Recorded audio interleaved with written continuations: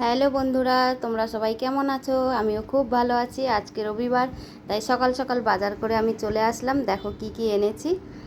আর এখানে শুক্তো হবে বলে এই যে ডাঁটা, পেঁপে, উচ্ছে এগুলো নিয়ে এসেছি। আর এখানে দেখো টিফিন বানাবো, স্যান্ডউইচ বানাবো বলে তাই এই যে পাউরুটি নিয়ে এসেছি, ক্রিম নিয়ে এসেছি, চিজ নিয়ে এসেছি।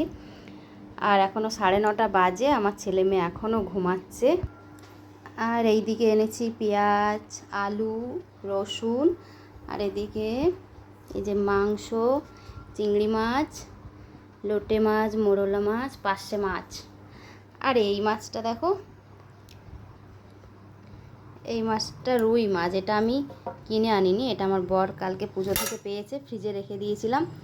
তাই দেখো ফ্রিজ থেকে বার করেছি, শক্ত হয়ে গেছে। এত মাছ কেটে উঠতে আমার তো ভোর হয়ে যাবে। আজকে তো বাজার করে চলে এসেছি। তোমাদের কাদের কাদের বাজার হয়ে গেছে আমাকে একটু কমেন্ট করে জানাও। সবাই ভালো থেকো, টাটা।